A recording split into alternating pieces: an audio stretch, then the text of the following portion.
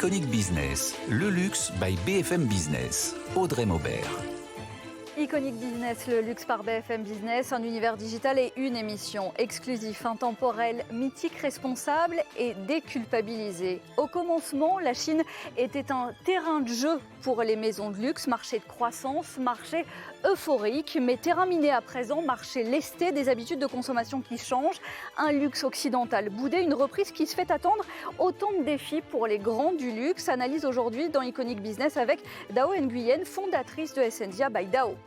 Dans un instant aussi, les désirables de la semaine, ce sera la sélection de Juliette Weiss, horlogerie, exposition à ne pas louper, mode et gastronomie au programme. On retrouvera également Éric Brionne du Journal du Luxe, Dupe, une révolution. L'autre révolution, vous le verrez dans le luxe, c'est Iconic Business. Bienvenue. Une émission un peu particulière aujourd'hui autour de ce défi que représente aujourd'hui le marché chinois pour les maisons de luxe. Dao Nguyen, fondatrice d'Essentia by Dao, bonjour. Bonjour. Outre une relation différente au luxe selon les générations, on va le voir dans un instant, il y a ce coup de frein économique qu'a connu la Chine et l'absence en fait de reprise solide, une lente reprise pour le marché du luxe. En effet, aujourd'hui, les objectifs de croissance pour l'année 2024 se situent à hauteur de 5%, mais sur le dernier trimestre, on n'a été que à 4%. Donc probablement, on va être, comme l'année dernière, aux alentours de 4,5-5%. Et ça, c'est parce que la Chine doit faire face à un triple défi. Donc une crise immobilière sans précédent, la chute des cours de bourse, et puis surtout la déflation que les autorités commencent à nommer véritablement.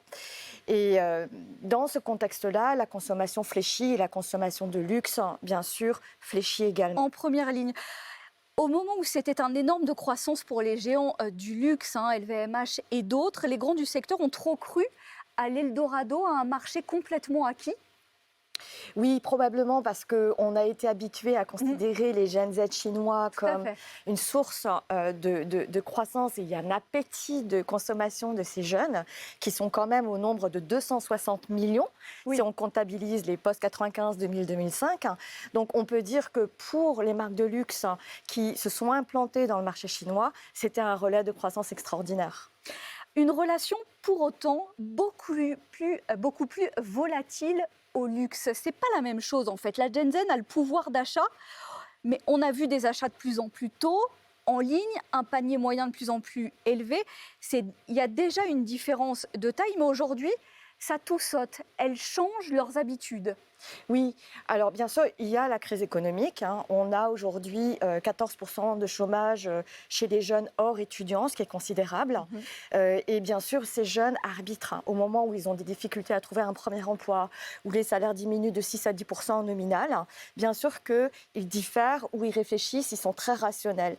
Mais surtout, ce qui se joue, c'est une véritable quête existentielle. Il y a une rupture des mentalités parce que ces jeunes, les plus jeunes des générations 2000-2005, n'ont pas vu venir ce ralentissement économique. Donc ils sont très choqués et ils repensent ce qu'est le succès, le bonheur. Et dans ce contexte-là, le luxe, pour eux, n'est plus qu'un marqueur de réassurance ou un marqueur, un marqueur social.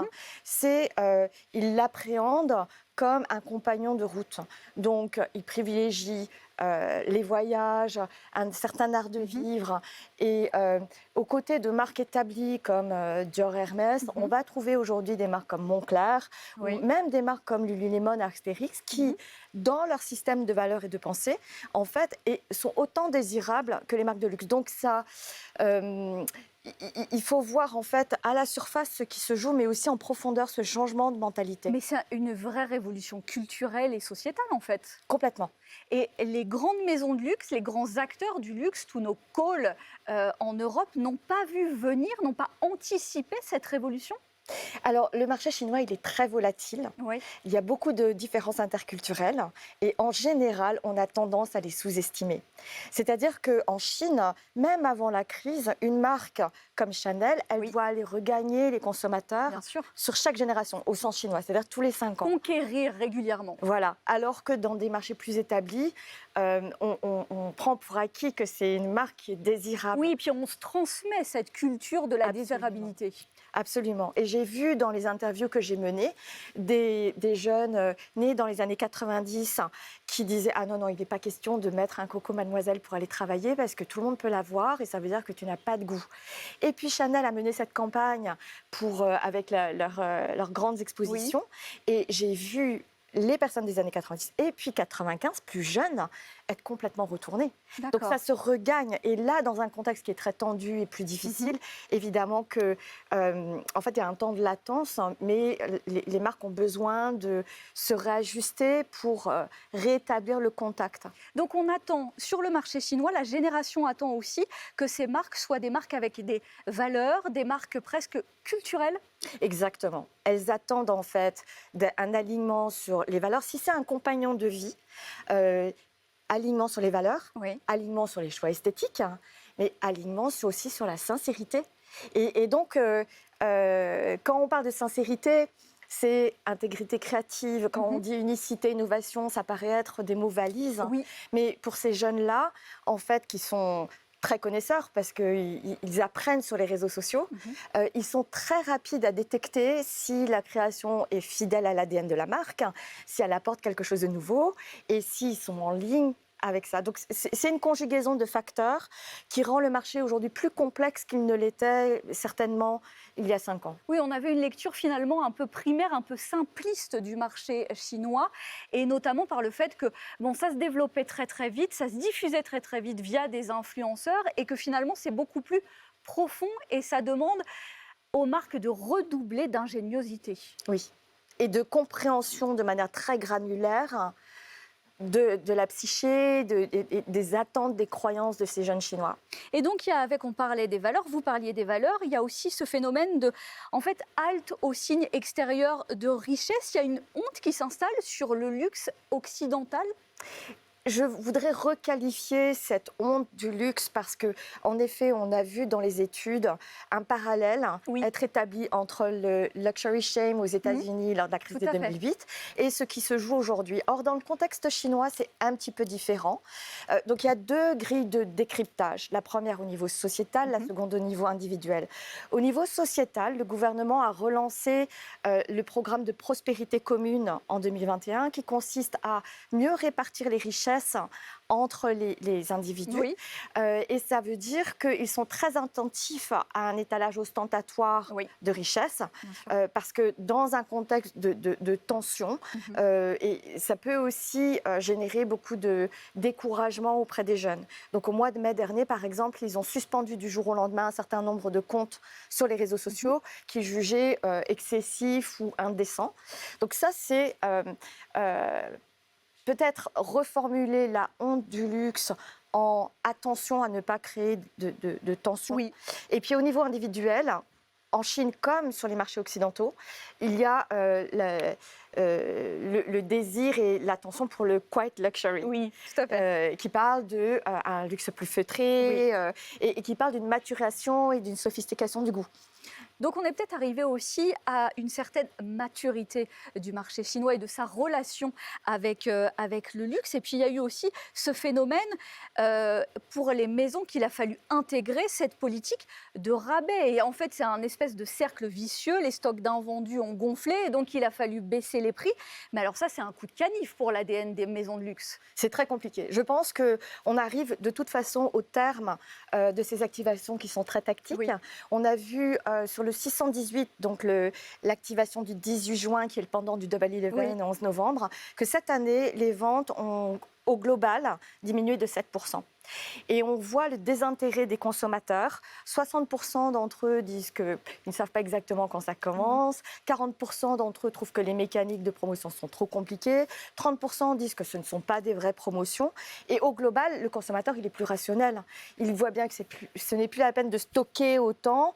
Et on est dans une triangulaire entre les plateformes qui poussent les marchands à faire des promotions très fortes, les marchands qui résistent parce qu'on baisse leur profitabilité, et les consommateurs qui sont moins dans un désir d'acheter à tout va. Moins d'appétit à tout va, une envie plus raisonnée, plus raisonnable. Il y a aussi le principe de... On peut se poser la question aussi maintenant d'une préférence nationale avec de nouvelles maisons ou alors des achats liés à la préférence nationale, à des marques incarnées par le marché local. Et puis, il y a aussi la possibilité d'aller acheter au Japon parce qu'on profite d'un effet de change beaucoup plus avantageux. Ouais. Donc, ça se reporte. Ça se reporte, il y a une reventilation des ventes. Quand on dit que le marché chinois du luxe est en recul et que le marché japonais résiste bien, en réalité, ce qui se passe, c'est que les ventes de luxe au Japon sont pour beaucoup nourries par le déplacement des touristes chinois. Oui. Et aujourd'hui, là, pendant les vacances de mai, les flux aériens de la Chine vers le Japon représentaient un tiers des flux aériens vers l'international. Donc c'est énorme.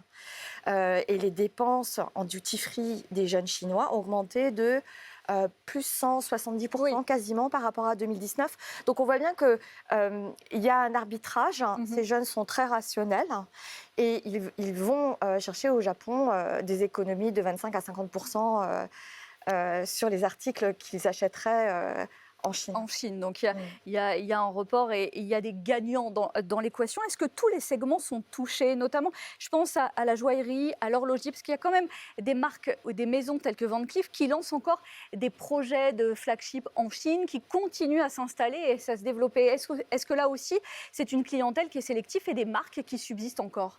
Je pense que c'est très important pour les marques aujourd'hui de continuer à investir et de nourrir la relation avec le consommateur.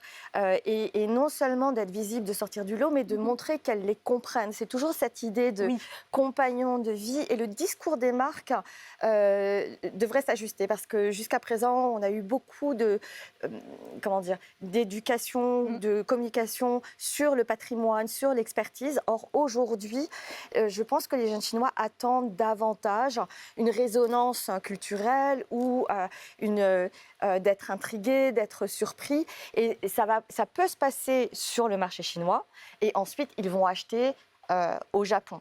Comme ça peut se passer offline et ils vont acheter online. Donc tout est en train de changer dans ce marché. Et avec une redéfinition en parallèle du périmètre du luxe précisément sur le marché chinois? Oui, en fait aujourd'hui ce sont les jeunes Chinois, et quand je dis les jeunes Chinois, on va dire les générations 2000-2005, qui établissent selon leurs termes qui sont les marques de luxe. Avant, on peut dire que les marques arrivaient avec un statut, avec une expertise. Et c'était un discours très top-down. Tout à fait. Je suis la marque de luxe et je vais vous expliquer pourquoi. Et aujourd'hui, les jeunes, d'abord, sont informés en temps réel. Il y a une dématérialisation des frontières avec les réseaux sociaux. Et ils vont eux-mêmes dire, cette marque de luxe qui vient avec une collection privée à 300 € le flacon de parfum, par exemple, moi, je ne considère pas que c'est du luxe. En revanche, celle-ci, parce que elle fait cette démarche artistique, parce que c'est dans la continuité, je considère que c'est du luxe. Et cette marque-là, qui est sortie de nulle part, ou une marque chinoise qui fait tout le travail de créativité sans copier sur ce qui existe, d'après moi, je considère aussi que c'est une marque de luxe. Il y a un bras de fer engagé sur les voitures électriques avec potentiellement des dommages collatéraux qui menacent par répercussion les spiritueux, notamment le cognac. Là aussi, on est sur un segment haut de gamme. Est-ce que c'est toute une frange aussi qui va devoir changer de marché? Je pense que par industrie, les dynamiques de croissance et de transformation sont très différentes les unes des autres. Il y a des industries plus résilientes. Bien sûr. On voit la joaillerie fonctionne encore, l'automobile est très agressive.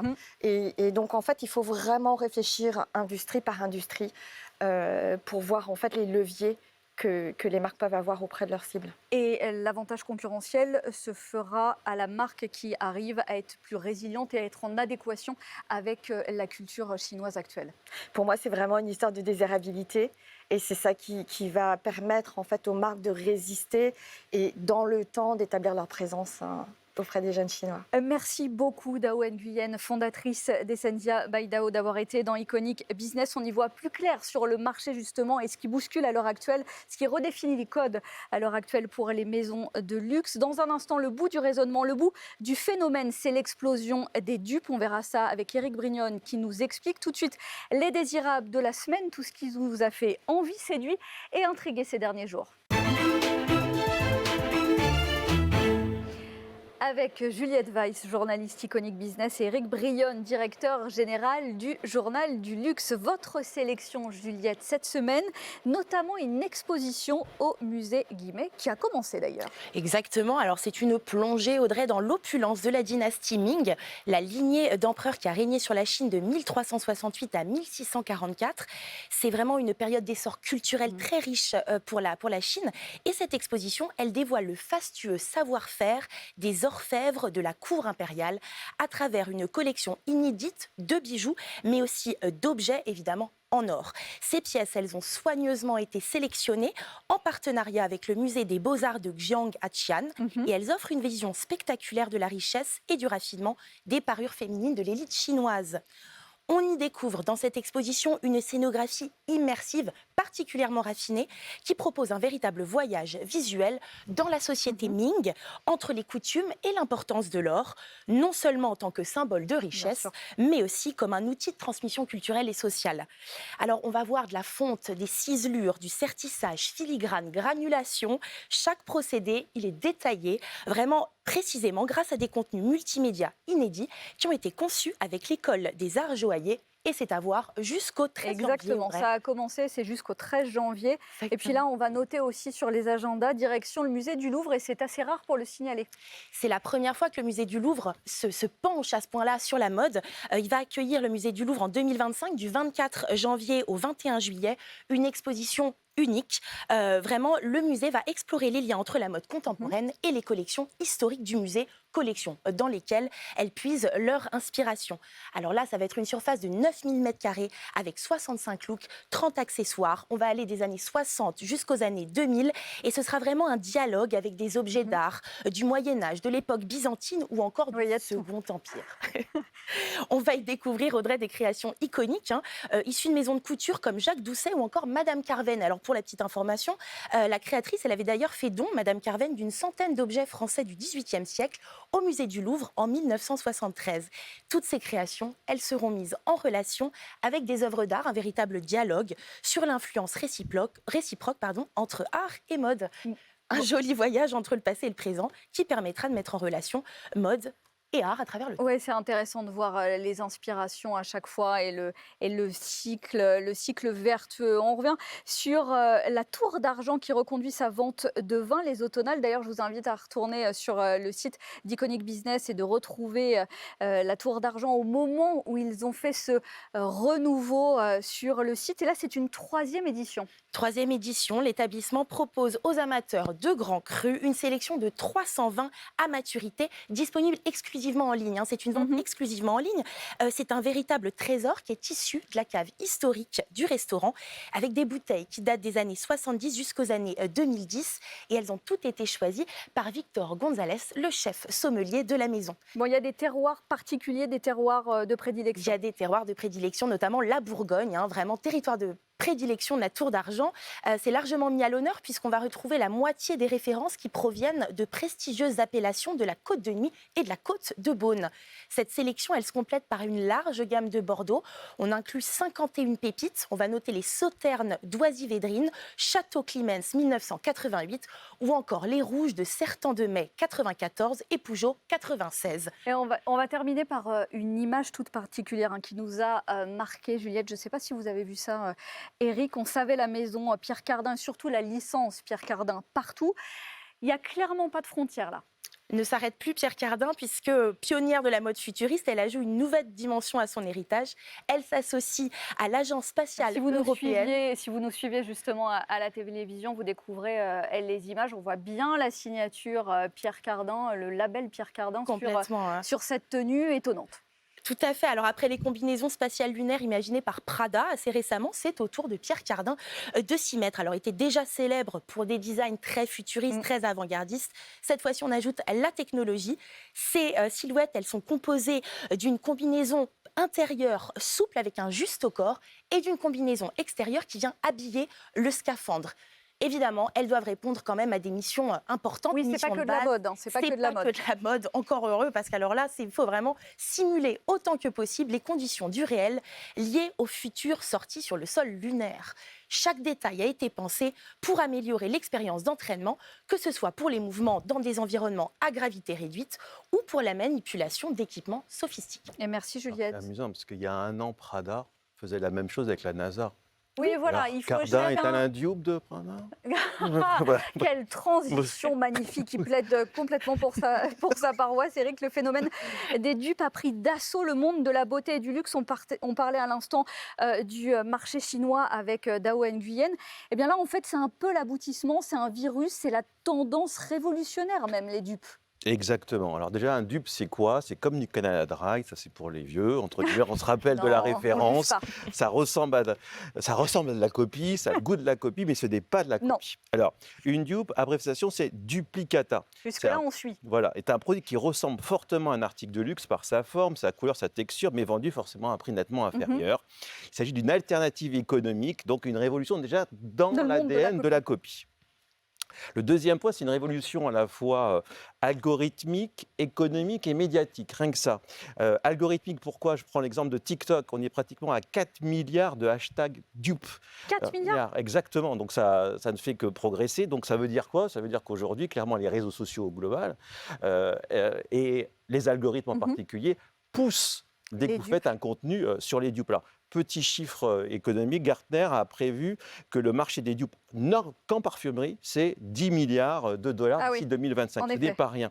Et donc, quand vous êtes un média aussi, les médias officiels parlent des dupes, aiment des dupes. Et là, on a un exemple assez incroyable qui vient du site Teen Vogue, qui est la déclinaison adolescente, Gen Z, De Vogue. du Vogue. Et on voit ici, c'est un article, les meilleurs dupes du parfum Baccarat Rouge, le fameux 540.